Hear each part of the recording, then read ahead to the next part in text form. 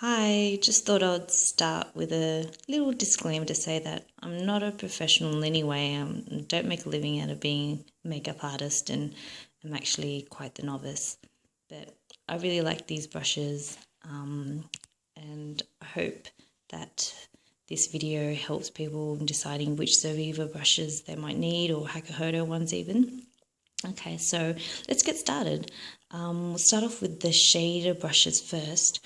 I like these two, which is the Zoeva 234 rather, smoky shader, and also this Hakuhodo one, which is the J142. I like these for different reasons. This one's slightly wider, and this one's a little bit narrow if you want a bit more precise placement. I think that if you have the MAC 239 for packing colour, then you probably don't need the Zoeva 234 one. The next category is blending brushes and transition colour brushes. And this one here is the Hakuhodo B005. And I think a good substitute for that one would be the Zoeva 227 Luxe Soft Definer. They're both really soft. I use this as a transition colour, and I normally use a shade that's a couple shades darker than my own skin tone to just sort of blend any harsh lines. Now, my favourite blending brush would have to be this Hakuhodo one, which is the J5523. You'll notice here that it's pinched quite a bit, so it's really good at blending colours without making a bit of a muddy mess out of your colours at the same time. This, I hear, is a really good substitute or superior substitute for the MAC 217 because it's so much softer but still really dense, so quite effective. Now we'll move on to the more precise crease brushes. This one's the J146, and the little baby version of it is the J5529. These are if you want to have more precise crease placement.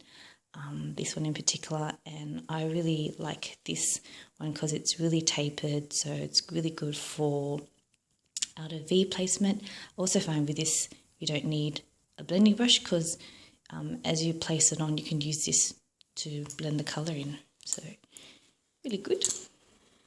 And the other Zoeva brushes for the crease worth mentioning is this one here, the 228 crease, really tapered, as you can see, and also the other Zoeva 221 Luxe Soft Crease as well. Another crease brush that Zoeva has is the Luxe Petite Crease 231.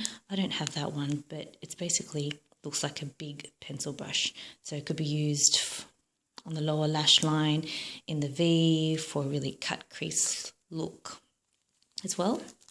And speaking of pencil brushes, I really like these two.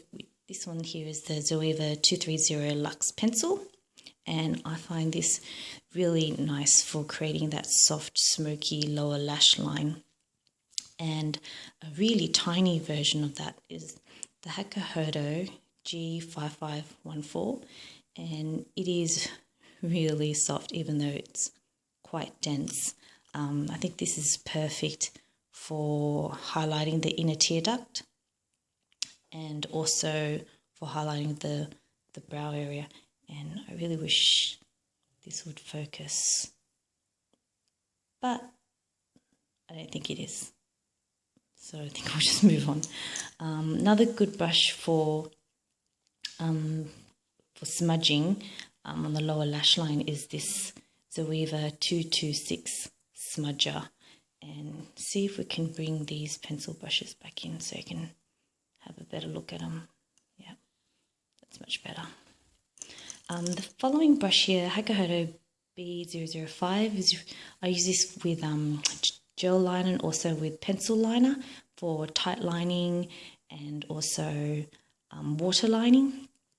And a similar looking brush to that one would be the Zoeva 227 Detail Shader, except it's not as fine at the very end, at the tip there, whereas I find that this will probably do a better job at water lining and tight lining. This brush here I really like for brows. This is the Zoeva 322. I use this with shadow and also with tinted wax, and because it's so fine at the tip, you can get that really precise line and create more defined brows, and you can also be really light-handed with it to create that natural defined look, if you like. My favorite brush is this one here for cat liner or flick or wing liner, whatever you like to call it. It's the Hakuhodo B007, and I like it because it's super pointed and fine, perfect for someone like me who has small lid space. And it's really good if you want to create a cute little flick, also if you want to create really graphic lines, clean lines as well.